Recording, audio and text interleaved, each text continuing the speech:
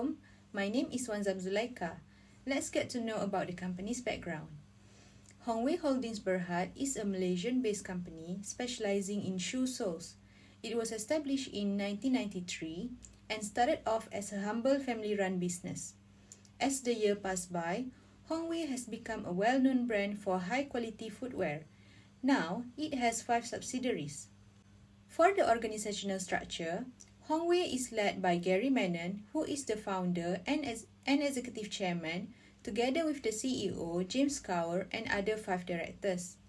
Hongwei aspires to become a leading name in the footwear industry in near future and the most targeted footwear industry players to showcase, feature, and also promote its quality footwear. We have done a qualitative analysis about this company, which is by doing SWOT analysis. Firstly, for the strength, the company is a well-known brand for high-quality footwear and also an expert in shoe soles manufacturing.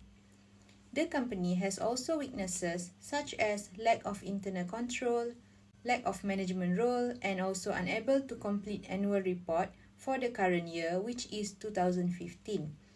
This has caused Hongwei's share price in trading to drop each year.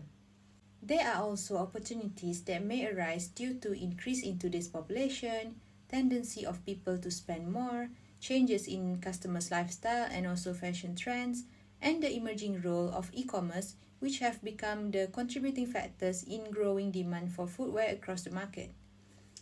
However, the company is also facing threats such as increase in selling price, increase in environmental concerns, rising costs of local labor, and also price war and fierce global competition, where the company tends to compete by lowering their products' prices below their competitors.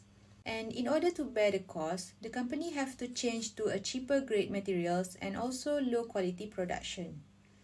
That's all from me. I will pass to the next presenter to discuss and solve about the main issues that arise in Hongwei. Thank you. Assalamualaikum, I am Nur Syami Midayana and I will be presenting on the issue and solution of Hongwei Holdings Berhad. Firstly, the problem is in the internal control of Hongwei has led to the inability to obtain sufficient evidence. This is because there were no commitments given by the management team of subsidiaries due to the auditors were unable to contact them to solve the problems. Auditors also unable to obtain appropriate evidence from Greenet Investment Limited and Evidoma Limited whether they still had ownership over the inventories. They cannot obtain disclosure from management of the subsidiaries regarding the results of their assessment of risk, whether the financial statements may be misstated as a result of fraud. Auditors also have limitations to complete their investigations, and due to that, they were unable to provide required information and comprehensive legal advice. And lastly, they are unable to assess the completeness of all legal cases extend to liabilities, including contingent liabilities that might arise. Thus, the annual report is delayed due to the auditors cannot complete the audit report. For the solution of the issue, we suggest that Hongwei Holdings Berhad appoint Risk Management Committee as provided in Malaysian Code on Corporate Governance MCCG 10.3, which is the board establish a risk management committee which comprise a majority of independent directors to oversee the company's risk management framework and policies. Next, Hongwei should monitor the organizational performance to ensure that the board comply with their role. In this case, auditor cannot complete the audit report since they were unable to get sufficient information, which result in the report cannot be submitted on due. Audit committee also responsible to provide information needed by auditors because company is legally bound with the rules and regulations as Hongwei is listed in Bursa Malaysia Securities. And last but not least, the management team should provide timely information to ensure proper board supervision. In this case, information regarding the inventories of Greenet Investment Limited and Evidoma Limited is not updated. Thus, the auditor unable to obtain appropriate evidence about the inventories. The management team of the subsidiaries also not giving commitment to the auditor, which result in the auditors cannot determine the ownership and recoverable amount of the subsidiaries and led to the incomplete audit work. That's all from me. I will pass to the next presenter. Thank you. Assalamualaikum and hi. Now I will explain the next issues, which is in the case of lack of management roles. So why does it say so? Because the CEO and the management of the subsidiaries didn't exercise their duties and responsibilities in good faith in the best interest of the company. Because the CEO and the management of the subsidiaries didn't fully understand what are the corporate governance and the importance of implementing the corporate governance itself in the company. So because of not fully understand the structures and the responsibilities that should be done by the directors and the managements, it will lead to the practice in the MCCG and rise and issues for the agency problems. If we look at the MCCG practice, we can see that the board of directors should be made objectively in the best interest of the company, taking into account all aspects and considerations with regards to the decision making and the implementations of the business judgment itself. Speaking of the business judgments, the CEO and the management didn't understand and fully exercise in terms of the business judgments because they fails to make decisions on how to overcome the problems that arise in terms of the uncertainty in the ownership and the issues that pertaining to the financial statement itself. This will lead to the delay of submissions of the annual report itself to the Bursa Malaysia. So, in order to improvise the management's roles in the case of Hongwei Holdings Berhad, first, the company need to have a suggestions on the management restructuring, and the second of all, it needs to be compliance with the MCCG practice as stated in the Bursa Malaysia itself. So for the management restructuring, it includes the changes in overall organizational structures, including the functions and the roles of the responsibilities, because that is related to the directors' elections, not just screwed from the outsiders and just put in the organization as for to fulfill the vacancies itself. So that is not correct, right?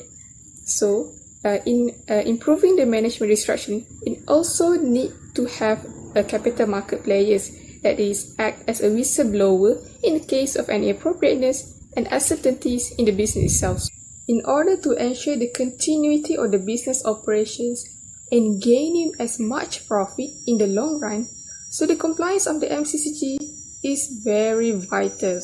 So, according to the 5.5 Best Practice MCCG, it is required that the appointments of the board of directors and the members should exercise their duties and have skills, experience, the competency in functioning their roles as the directors.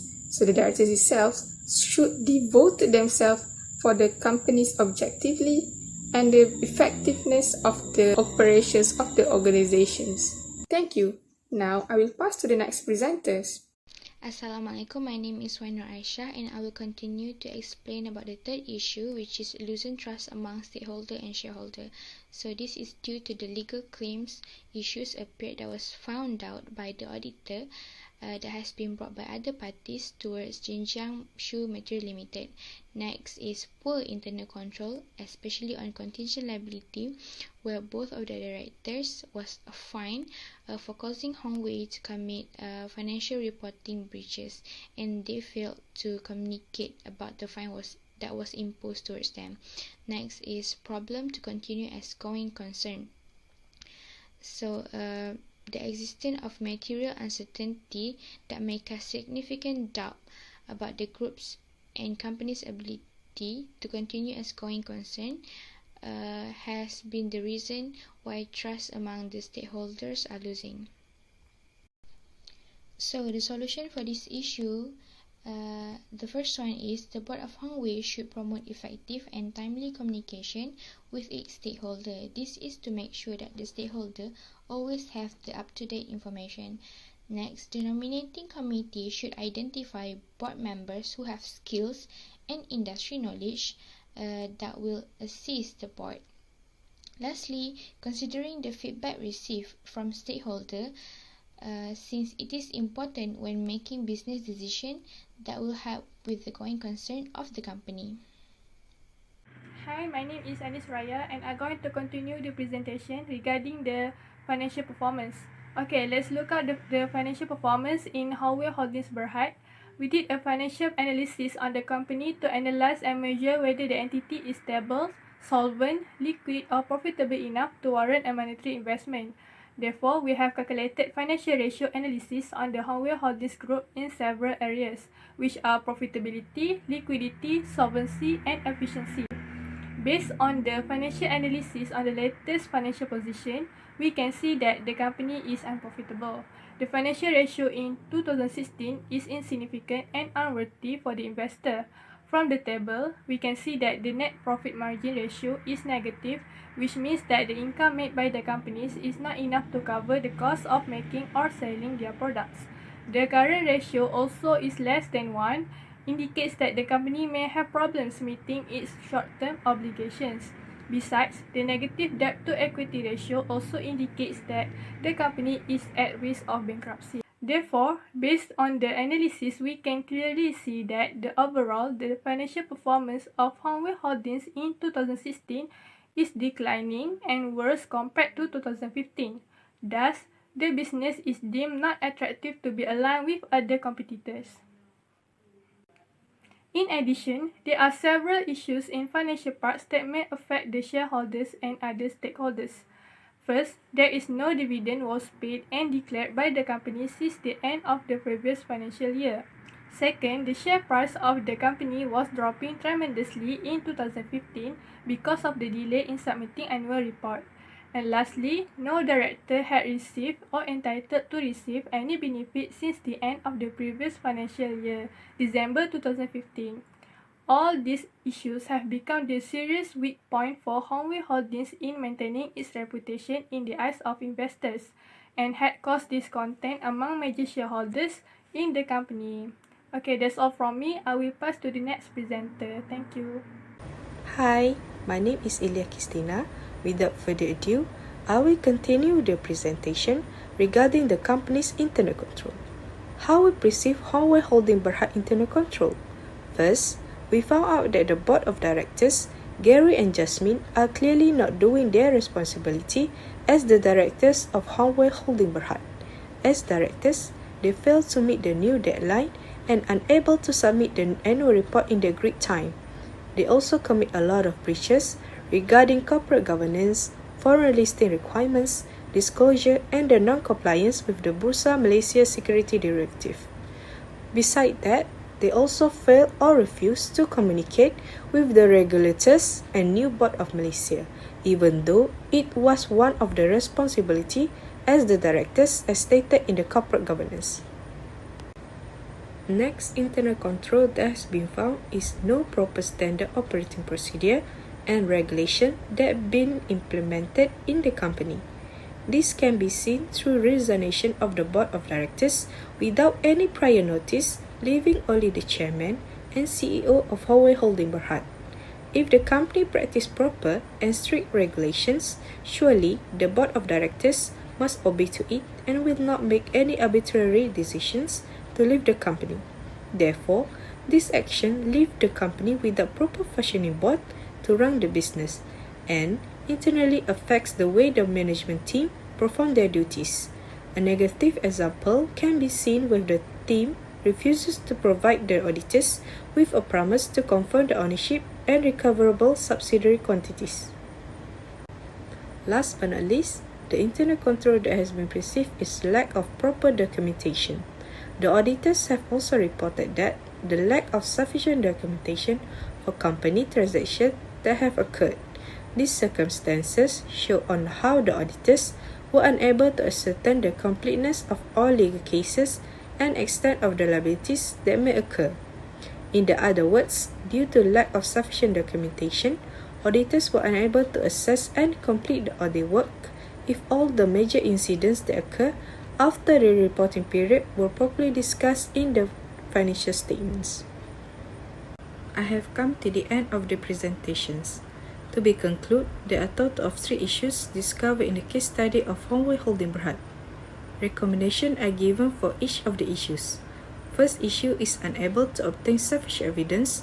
Therefore, company should appoint risk management committee as provided in Malaysian Code on Corporate Governance.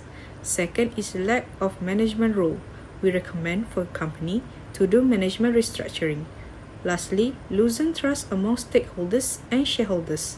It is best for the company to promote effective and timely communication with stakeholders. These are the crucial things that Hongwei Holding Berhad should take care of in managing the business to sustain in footwear industry. That's all from our group. Thank you.